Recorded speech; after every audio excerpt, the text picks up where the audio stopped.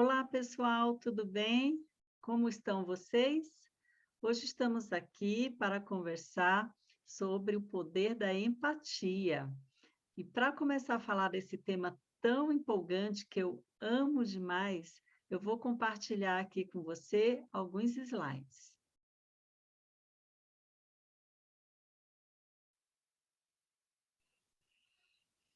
Como eu estava falando, o tema do nosso curso é o poder da empatia. Como se colocar no lugar do outro para ampliar e melhorar os seus relacionamentos. Estão prontos? Então vamos lá. Eu me chamo Madailda de Lima, mas você pode me chamar de Madá, simplesmente Madá. Dentre algumas profissões que eu tenho, algumas delas são de Executive Life Coach, mentora, palestrante, consultora, empreendedora, educadora, escritora e entusiasta da agilidade organizacional e autogestão. Depois, se você quiser me conhecer um pouco mais, você vai poder rever essa aula aqui, e aí você pode também consultar nas redes sociais e tudo mais. Vamos para o nosso tema? Qual é a nossa proposta? A nossa proposta é que, através desse curso, você seja capaz de refletir e querer praticar a empatia. Mas para quê? Para desenvolver relações mais empáticas, assertivas e compassivas, para compreender melhor como ser capaz de se sentir ou ser solidário com as dores e alegrias das pessoas, para perceber os benefícios de praticar a solidariedade, a escuta ativa e a compaixão.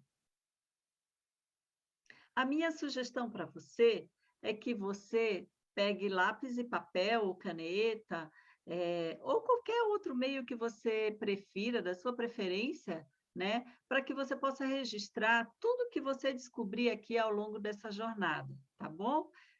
O importante é que você possa depois recordar tudo que você aprendeu. Agora eu quero te fazer uma pergunta. Pense comigo. Se você pudesse mudar o mundo, qual problema ou quais problemas você gostaria de resolver? Existe uma lista enorme de problemas no mundo, você concorda? Essa listinha aqui é um pouco dos muitos problemas que existem no mundo, como falta de respeito, preconceito, guerras, pobreza, enfim. A lista é infindável, não é mesmo?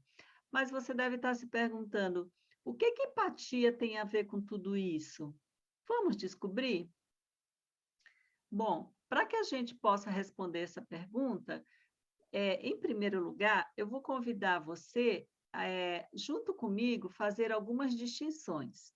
Nós vamos distinguir o que que é simpatia, de antipatia, de empatia e, por fim, mas não menos importante, de compaixão. A simpatia é toda vez que eu tenho uma afinidade diante de algo que é similar, né? Um sentimento positivo com algo que eu me identifico, tá? Que é familiar. E por que simpatia? É porque eu tenho uma sensação agradável, eu simpatizo com algo que me é familiar. Ao contrário da simpatia, é a antipatia. A antipatia, ela é um sentimento oposto da simpatia, onde eu tenho uma aversão, uma repulsa, um distanciamento, traduzido assim como uma dificuldade de me conectar com aquilo que eu estou antipatizando. Já a empatia, pessoal, tem mais a ver quando eu compreendo a perspectiva de outra pessoa, o ponto de vista de outra pessoa, e eu reconheço quais são os possíveis sentimentos que essa pessoa está vivenciando diante de uma situação. A empatia é também considerada uma habilidade cognitiva, em que eu também consigo compreender o que me é estranho, o que é diferente em um primeiro momento, ou seja, ela tem a ver também com uma parte do meu raciocínio lógico, cognitivo, Não tem só a ver com um lado emocional. A gente vai ver mais na frente que tem uma distinção entre empatia cognitiva e empatia emocional. Mas e a compaixão? Onde é que fica nessa história? A compaixão, pessoal, é quando, através da empatia, nós chegamos a um intenso desejo de ver a outra pessoa livre do sofrimento, quando eu quero ampará-la, quando eu quero tentar encontrar possíveis meios de colaborar para isso. Eu costumo dizer que a compaixão é quando eu coloco a minha empatia em ação, tá? Então, depois eu vou falar um pouquinho mais, dessas 2 coisas, empatia e compaixão, mas por enquanto, vamos falar um pouco mais da empatia, né? Existe um pesquisador chamado Carl Rogers, na verdade ele é psicólogo, tá? Ele dizia que ser empático é ver o mundo com os olhos da outra pessoa, ao invés de ver o nosso mundo refletido nos olhos dele. Tem um outro conceito também, que é o seguinte: a empatia, ela tem funções importantes na nossa sociabilidade, porque promove ações como a cooperação, a construção do conhecimento e principalmente o fortalecimento de redes comunitárias.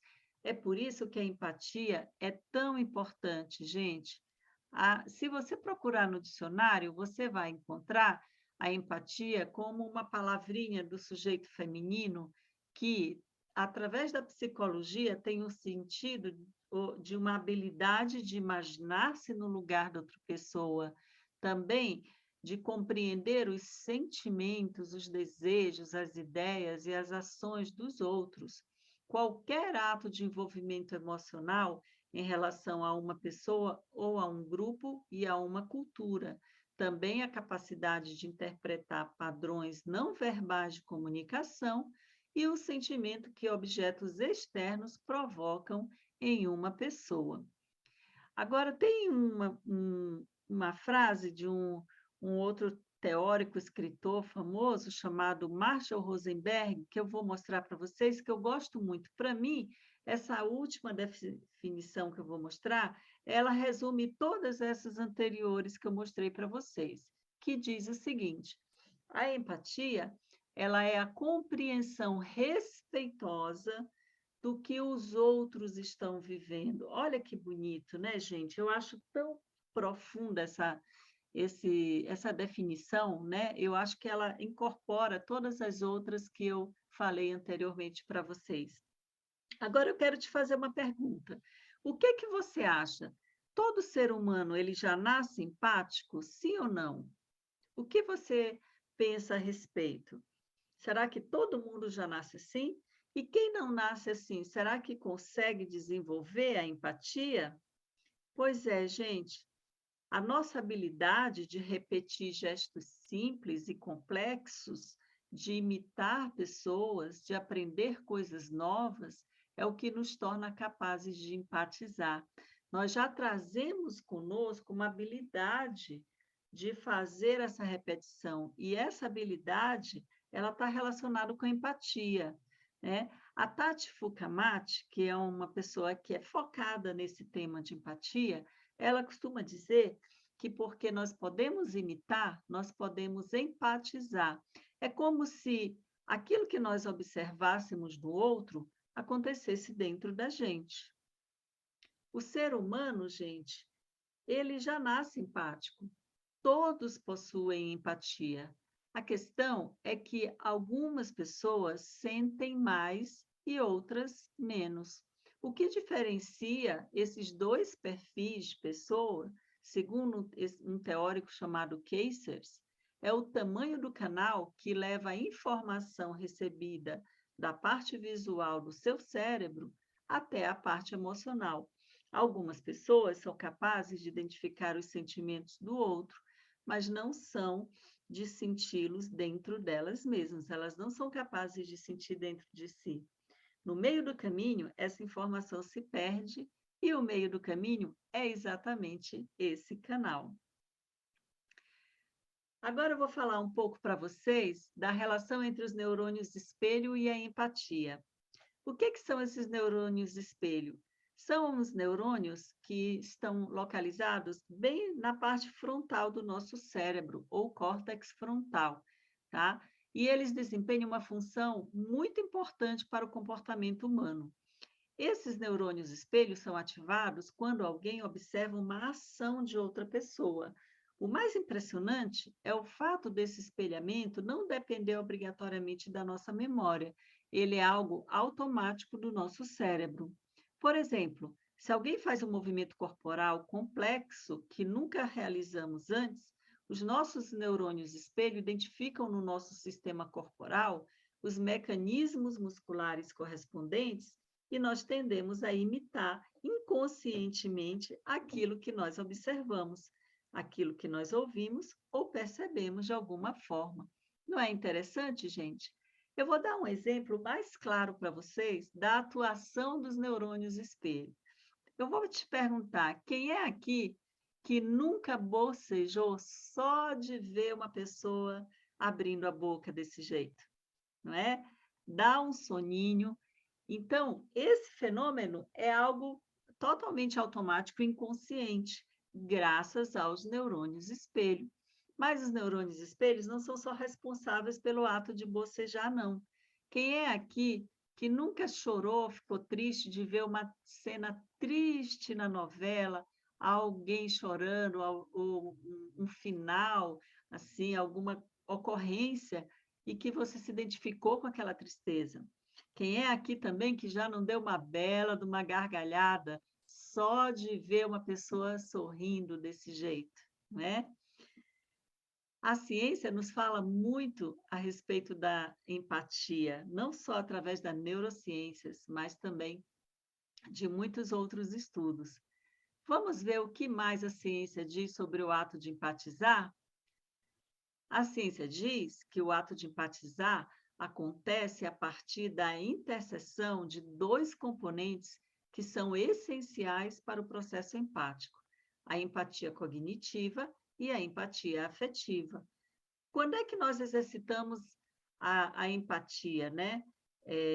Quando a gente exercita a empatia, esses dois componentes é que trabalham. Por exemplo, a empatia cognitiva está relacionada ao ato de pensar, a nossa capacidade de racionalmente compreender ou imaginar o que o outro pensa e sente. Já a empatia afetiva está relacionada ao ato de sentir, a nossa capacidade de se conectar e compartilhar com o sentimento do outro. E o que acontece, gente, quando eles entram em desequilíbrio? Muito bem. Quando nós temos a ausência da empatia cognitiva, acontece o seguinte fenômeno. Vou dar um exemplo para vocês. Um exemplo interessante para a ausência de empatia cognitiva é quando tem alguns tipos de autismo, por exemplo. Em alguns casos, o autista ele não consegue se conectar no nível mental com alguém ou uma situação, reagindo somente a estímulos afetivos, por ser extremamente sensível a esses estímulos afetivos. Já no caso da ausência da empatia afetiva, um exemplo clássico do extremo da ausência dessa empatia são os seres humanos considerados psicopatas. Por quê? Porque eles conseguem compreender muito claramente o que acontece no universo do outro e como funciona seu raciocínio, mas normalmente eles têm pouco ou nenhum compartilhamento afetivo. Agora eu te pergunto, você acha que você nasceu empático ou não? O que você acha? Se você acha que não nasceu empático, eu quero saber o que você escolhe ser agora? Porque ser empático, gente, é uma escolha. Lembra que eu falei ainda há pouco da diferença entre empatia, antipatia, simpatia e compaixão? Muito bem. Na empatia, eu tenho uma habilidade de sentir com o outro, né? Na compaixão, eu tenho uma motivação a partir dessa habilidade de empatizar, né, de fazer algo, de amparar o outro. Ambos, a empatia assim como a compaixão, são considerados comportamentos pró-sociais. A compaixão, se você buscar no dicionário, você vai ver que é uma palavra que vem do substantivo feminino, é uma dor que nos causa o mal alheio. A participação da dor alheia com o intuito de dividi-la com o sofredor. Também é um impulso altruísta de ternura com uma pessoa, ou quando você tem consigo mesmo. Alguns escritores definem compaixão da seguinte forma: o Cláudio Tebas, ele dizia que compaixão é um caminho até a humanidade do outro. O Thomas Merton falava que a compaixão baseia-se na nítida consciência da interdependência de todos esses seres vivos. Uns são partes dos outros e todos estão envolvidos entre si. Eu te convido depois a pesquisar sobre esses dois escritores na internet e descobrir um pouquinho mais sobre a vida deles. Bom, gente, agora eu quero perguntar uma coisa para vocês. Toda essa conversa de empatia, compaixão, né? A gente está falando disso por quê? Porque no mundo, no dia a dia, a gente vê muitos julgamentos, não é? A gente, o que mais vê com frequência são pessoas que não empatizam tanto, com dificuldade de empatizar, com dificuldade de exercer a compaixão. Mas por que será que as pessoas julgam tanto? De onde vocês acham que vem tantos julgamentos? Vamos compreender um pouquinho isso? Bom, os julgamentos, eles costumam vir da nossa própria história pessoal, das ideologias que a gente vai desenvolvendo ao longo da vida, algumas vezes até de situações traumáticas, dos medos, né? Experiências passadas, dos preconceitos, enfim, gente, todos os nossos julgamentos, eles vêm do passado, não é?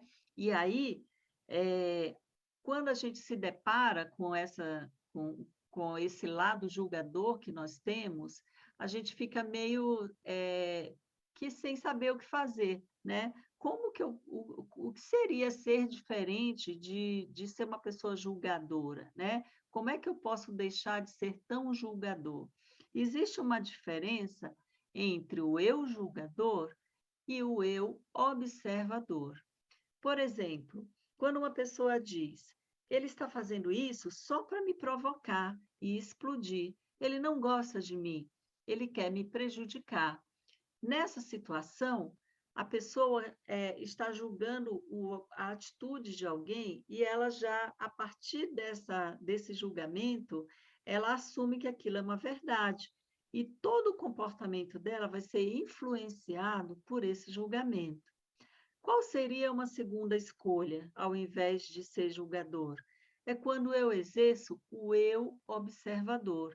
Imagina a mesma situação, mas aí eu faço a escolha de pensar da seguinte forma: ele está me perguntando a mesma coisa novamente e diz que não se lembra de eu já ter passado essas instruções.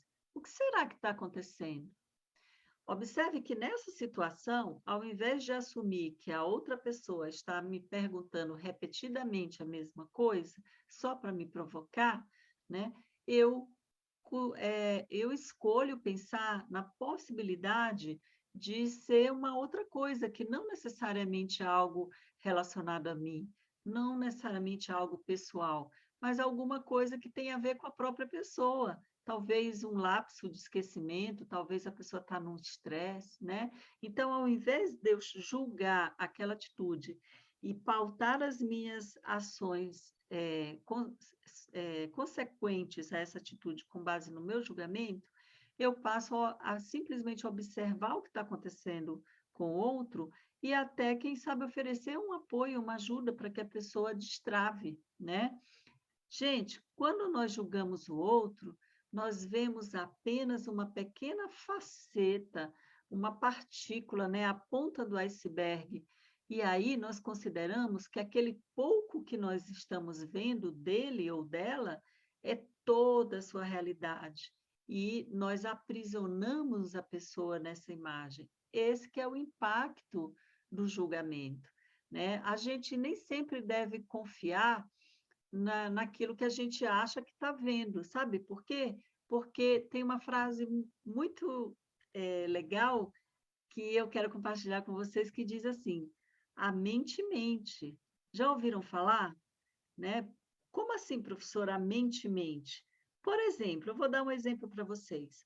Nessa imagem, vocês estão vendo o quê? Um pato ou um coelho? Algumas pessoas vão ver primeiro o pato e nem vão conseguir ver o coelho. Algumas pessoas vão ver o coelho e sequer vão conseguir ver um pato. E vai ter gente que vai ver os dois, tanto o pato quanto o coelho. Para quem teve dificuldade de ver um ou outro, eu vou mostrar. Se você olhar no sentido aqui do ponteiro do mouse, você vai ver o bico de um pato, um bico bem comprido, a cabeça e o olho do pato, certo? Se você olhar ao contrário, e você vai enxergar aqui como duas orelhas do coelho, aqui o narizinho do coelho, a boca aqui, e o olhinho do coelho. Então, depende da direção que você focar, entendeu? Então, qual é a verdade? Quem está certo, quem está errado? Quem vê o pato ou quem vê o coelho? Ou será que os dois estão certos, né? Então, na verdade, do ponto de vista de cada um, ambos estão certos, gente. E como que a gente se liberta, professora, então, desse lado tão julgador, onde eu quero ardentemente defender meu ponto de vista, né? Eu não consigo ser uma pessoa tão observadora, né? Eu não consigo desenvolver esse lado observador. Como é que eu posso fazer isso? Eu vou mostrar para você. Existe uma forma de você começar a desenvolver esse lado mais observador, a começar por você mesmo, né? Fazendo o que eu chamo de autoobservação. Escolha um momento do dia para você exercitar a sua autoobservação, a observação das suas emoções, das suas reações. Todo momento do dia pode ser a hora perfeita de você parar e fazer um exercício importantíssimo para a sua autoobservação, né? Você pode usar os seguintes questionamentos: o que está acontecendo realmente nessa situação? Quais são os fatos? Com que lentes, né, julgadoras eu estou olhando para essa situação? Será que a outra pessoa concordaria comigo que este é um fato? Será que a outra pessoa descreveria esse fato da mesma forma que eu descrevo? Em que pontos haveriam possíveis divergências entre nós? Será que esses pontos não são a minha percepção julgadora sobre a situação? E tirando esses pontos, né, tão julgadores, o que sobra de fato? Então, gente, seja brutalmente honesto. E quando você começa a se questionar, você começa naturalmente a fazer um movimento desse lado julgador para um lado mais observador. Algumas perguntas essenciais sobre si mesmo. O que aconteceu? O que eu estou sentindo? O que é importante para mim? Como eu poderia ser apoiado? Algumas perguntas essenciais sobre o outro. O que aconteceu? O que essa pessoa parece estar sentindo? O que pode ser importante para ela? Como poderia apoiá-la? A seguir, eu vou passar para você um exercício de autoobservação para você continuar fazendo, né, ao longo do curso ou no final do curso, como for melhor para você. Você pode depois fazer uma cópia, né, dessa tabela que eu vou te mostrar e também eu vou enviar para download, tá? E aí você vai poder, inclusive, registrar e acompanhar melhor, exercitando a sua autoobservação. Vamos lá? Então, imagina aqui uma tabelinha. Eu coloquei como exemplo apenas 3 dias da semana, segunda, terça e quarta, mas, obviamente, você vai poder expandir para todos os dias da semana. E eu coloquei, assim, 3 momentos do dia. pode ser manhã, tarde, noite, o que você preferir. Como que você pode exercitar a sua autoobservação?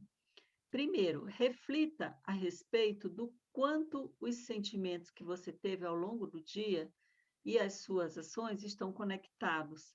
Faça anotações sobre esses momentos do seu dia, registrando os fatos, sentimentos e reações envolvidos. No material complementar disponível para download, nós separamos um template especial para você utilizar nesse exercício e lá também vai ter um exemplo, tá bom? Gente, outra coisa muito importante para desenvolver a autoobservação, que é um elemento muito importante que dá empatia, é você praticar a escuta. Escutar e conectar desenvolve a empatia. Ao adotarmos um modelo de escuta empática, mesmo escutando acusações difíceis, nós podemos encontrar um caminho de conexão. Também podemos expressar o quanto receber empatia também é importante para nós. Muitas vezes, gente, gatilhos disparam na intenção, na nossa interação com os outros, né? O que são esses gatilhos? São estímulos, tá? Que podem surgir de algo que alguém nos disse, o jeito que alguém nos olhou, ou até algo que nós mesmos fizemos ou dissemos. Inconscientemente, esses gatilhos, ou estímulos, né, nos levam a reações automatizadas, habituais. Porém, a partir do momento que nós tomamos consciência, nós podemos optar por intervir e criar uma alternativa, saindo desse piloto automático, tá? Então, eu vou dar uns exemplos para vocês de algumas coisas que bloqueiam essa escuta empática, né? Porque esses gatilhos são exemplos, são coisas que atrapalham a gente exercitar essa escuta empática com o outro. Algumas práticas acabam bloqueando o processo de conexão necessário para uma escuta empática. Por exemplo, o hábito de aconselhar. Toda vez que a gente fala, eu acho que você devia fazer assim. O concurso do sofrimento. Isso não é nada. Uma vez aconteceu comigo algo muito pior. Consolar o outro. Nada disso é sua culpa. Encerrar o assunto. Se anime, não pense mais nisso. Vamos falar de outra coisa. Tudo isso bloqueia a escuta empática, gente, né? Contar uma história. Se alguém vem, né, com uma situação muito dolorosa para ela e você, de repente, fala, isso me lembra quando a minha prima, blá, blá, blá, blá, blá. Ora, coitadinho de você. Tomar partido. Eu não acredito que aquele monstro fez isso com você. Se eu ver ele, ou corrigir, ou culpar. Olha, mas eu acho que você não deveria ter feito isso, não, porque blá, blá, blá, blá. Então, quando a gente age dessa forma tão automatizada, ali a gente parou de ter uma escuta empática, gente, porque a gente já está querendo ali consertar alguma coisa, tá? Como se a pessoa estivesse fazendo algo de errado. Eu vou dar um exemplinho aqui para vocês, para ficar mais claro isso, né? Olha só, imagina que esse personagem chega e diz: Você se acha melhor que todo mundo aqui, não aguento mais você se metendo no meu trabalho. E o outro responde: Desculpe, eu estou preocupado agora com isso que você está me dizendo, porque eu não estou entendendo o que eu fiz que te dá essa impressão de eu achar que sou melhor que todo mundo ou que eu estou me metendo no seu trabalho. Você pode me explicar melhor o que houve? Aí o primeiro fala: Não se faça desentendido, você sabe do que eu estou falando. Eu tinha me comprometido em ligar para o cliente X para resolver uma situação, fui telefonar para ele agora, ele me disse que você já tinha ligado. Aí a pessoa diz: sim, eu telefonei para ele mesmo, peço desculpas, eu liguei porque realmente achei que estaria ajudando. A minha intenção não era me meter.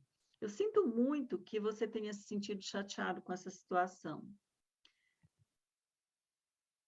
E aí a pessoa continua: Sim, eu estou muito chateado, eu sinto que você não confia no meu trabalho. E o outro responde: Eu estou pensando aqui, talvez eu realmente tenha pensado que você estava com muitas atividades. Eu acabei ficando ansioso com isso e agindo sem te consultar antes para ver se você queria a minha ajuda. Eu peço desculpas por isso, eu não queria ofender. Penso agora que, escutando você, que nós podemos melhorar a nossa comunicação. Você tem alguma ideia? Ah, entendi, sim. Eu realmente achei muito chato isso, mas eu aceito suas desculpas e quero sim que a gente melhore a nossa comunicação. Vamos fazer isso? Podemos pensar sim em como fazer isso, mas uma coisa que também acho necessário te falar agora é que quando você veio falar comigo me falando que eu me acho melhor que todo mundo, isso me incomodou e me assustou. Caso eu faça de novo algo que você não gostou, eu peço que você venha me perguntar antes de concluir esse tipo de coisa. Pode ser? Percebem, gente, nesse diálogo, eh, como foi diferente? Então, houve ali um julgamento, né, do personagem número um em relação ao personagem número 2, né, e o personagem número 2 tentou se retratar, pediu desculpas e falou assim: "Nós poderíamos melhorar a nossa comunicação". E aí eles foram entrando num acordo. Então, quando eu escuto, eu me conecto com a pessoa. Quando eu julgo e já vou acusando, eu perco totalmente a conexão e a clareza do que de fato aconteceu. Então, essa questão de eu observar aquilo que me deixou triste, magoado ou com raiva, né, é algo que eu devo treinar constantemente, né? Por isso eu te convido, continue a treinar o seu eu observador, tá? Pratique, pratique, pratique. Nós vamos agora falar um pouquinho da relação entre a autoempatia, que é a empatia por si mesmo, e a autocompaixão. Praticar os conceitos da empatia em nosso diálogo interno com nós mesmos, né? Ou o exercício de empatizar consigo mesmo. Por que é importante isso, gente? Porque a gente não pode dar o que não tem. Se eu não tenho empatia, se eu não consigo olhar para mim de fato, enxergar aquilo que me causa emoções negativas, dificilmente eu vou conseguir identificar no outro também. Então, exercitar essa autocompaixão na prática, ela tem a ver com 3 elementos, é o que a gente chama de 3 elementos ou 3 componentes da autocompaixão, que são a autobondade, ou seja, você ser gentil consigo mesmo, ou autogentileza, a humanidade compartilhada, que tem a ver com a gente reconhecer, né, que estamos todos interconectados, e a presença ou mindfulness, né, que tem a ver também com a meditação, que é quando a gente se coloca numa posição de estar aberto à realidade do momento presente, reconhecendo nossos sofrimentos ou alegrias, quando a gente permite que os nossos pensamentos, emoções e sensações entrem na nossa consciência sem resistência ou esquiva.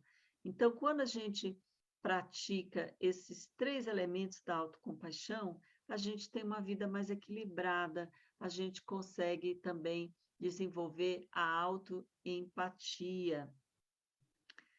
O Thomas Dasenberg dizia que quando internamente nós somos violentos para com nós mesmos, é difícil termos uma compaixão verdadeira pelos outros, ou seja, nós não podemos dar para os outros aquilo que a gente não tem nem por nós mesmos. Por isso é tão importante a gente desenvolver a autobondade, que é a expressão de gentileza, de bondade com nós mesmos, né? É a gente buscar ter uma resistência à nossa tendência automática de nos recriminarmos diante de um erro cometido, permitindo o acolhimento e amorosidade. Então, a gente ficar atento para quantas vezes a gente fica dizendo, ah, como eu sou burro, ah, como eu sou idiota, sabe? Essas afirmações negativas, elas são muito duras e elas não são bondosas para com você mesmo, te coloca numa situação muito depreciativa. Tenha um cuidado com isso, tá? A autobondade, ela combate a nossa tendência de sermos autocríticos, ela permite que sejamos tão amorosos com nós mesmos como somos com os outros. Ao invés de sermos duramente críticos quando notamos falhas pessoais, a gente pode optar por ser apoiadores e encorajadores. Ao invés de nos atacarmos e nos repreendermos por sermos inadequados, a gente poderia oferecer a nós mesmos cordialidade e aceitação incondicional. Quando as circunstâncias externas da vida são desafiadoras e parecem muito difíceis de suportar, nós poderíamos optar por ativamente nos acalmarmos e nos reconfortarmos. Fazendo tudo isso, gente, a gente vai estar desenvolvendo a autobondade. E assim a gente pode continuar a treinar esse eu observador, com práticas de meditação, né, ou mindfulness, que significa atenção plena, né, é uma das formas muito bacanas de exercitarmos a nossa consciência e o nosso eu observador. O que vem ser, de fato, esse mindfulness? Mindfulness é uma palavra em inglês que podemos traduzir como consciência ou atenção plena. A meditação é uma das formas mais praticadas para se exercitar e se cultivar esse estado de mindfulness. Mindfulness não tem a ver com religião, não é uma coisa mística, não é só para monges ou pessoas com muito autocontrole, não é não pensar em nada e nem se isolar do mundo. Mindfulness, gente, tem mais a ver com atenção, autorregulação, não julgamento, intenção, aceitação, momento presente e curiosidade.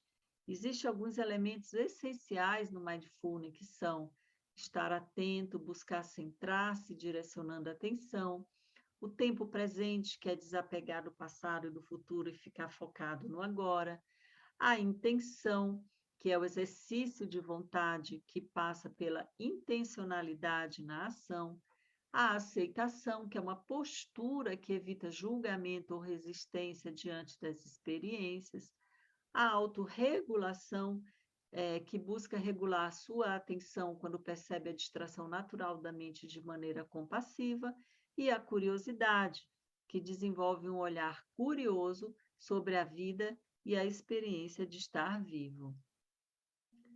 Vamos experimentar um pouco de mindfulness? Em 1 minuto, eu vou colocar esse vídeo.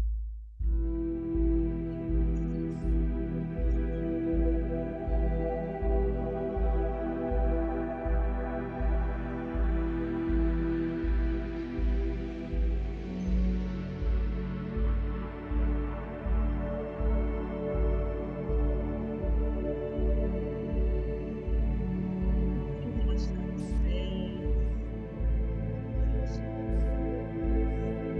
relaxando as mãos, as mãos.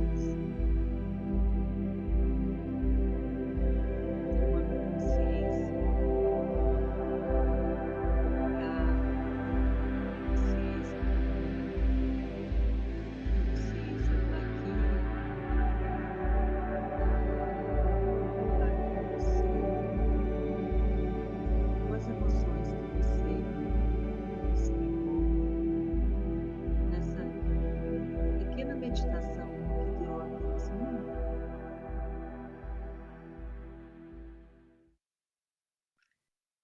E aí, pessoal, vocês gostaram? Foi tão rapidinho, né? 1 minuto apenas, e a gente conseguiu aí ficar no momento presente. Esse monge é o Thich Nhat Hanh. Eu não sei falar direito o nome dele, mas não importa. O que importa é o que ele falava. Ele dizia que pode ser que você esteja até com raiva.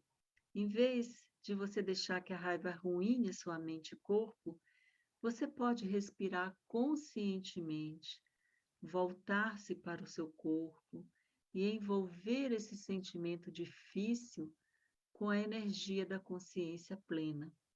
Inspirando, eu sei que há raiva em mim. Expirando, eu acolho minha raiva. Quando você faz isso, imediatamente algo diferente acontece. Sem consciência plena, só existe a energia da raiva, que pode nos compelir a dizer e fazer coisas que podem causar até danos. Mas quando nós conseguimos fazer surgir uma segunda energia, a energia da plena atenção, ela admite, acolhe e suaviza a energia da raiva. Isso é mindfulness, gente. É simples assim. E qual é a relação entre mindfulness e empatia? É que a prática de uma postura de mindfulness, ela te dá suporte à prática da empatia, na medida em que envolve também um olhar atencioso e curioso sobre a vida e nossas emoções. A prática contínua, ela é muito importante para que os resultados sejam percebidos. E agora eu vou falar de mais um item daquele tripé da compaixão, da autocompaixão, que é a humanidade compartilhada. A humanidade compartilhada é uma consciência de que todos somos humanos e apresentamos vulnerabilidades. Todas e todos nós falhamos, sentimos medo, alegria, raiva, cometemos erros. Nós, seres humanos, nós temos necessidades semelhantes que guiam nossas ações. A humanidade compartilhada significa ter interesse genuíno e ter empatia pelas pessoas. Isso expande a nossa perspectiva sobre a vida, sobre como algumas coisas que nós consideramos fundamentais ou completamente dispensáveis podem significar coisas totalmente distintas para pessoas que conheceram a vida por outros caminhos diferentes dos nossos. Então, pessoal, saiba que nenhum de nós está sozinho. Você também não está sozinho. Todos somos um e todos dependemos uns dos outros. Por isso que é tão importante a gente aprender a praticar a empatia, a autoempatia, a compaixão, a autocompaixão. E o caminho para isso é através da autoobservação, do mindfulness, né? E é isso que eu queria falar para vocês nesse curso de hoje, tá bom? Muito obrigada. Nos vemos aí em outros momentos, quem sabe, tá? E vocês vão receber esse material contendo todas as nossas referências e dicas para você continuar os seus estudos. Referências de livros, referências de matérias, entrevistas, de jogos, podcasts, né? Redes aí para você seguir no Instagram, alguns vídeos que eu coloquei numa playlist que montei para vocês, e fica também meu agradecimento pessoal a todas as pessoas que de alguma forma foram uma inspiração para que eu pudesse construir esse curso, ok? Muito obrigada e até uma próxima oportunidade. Tchau, tchau.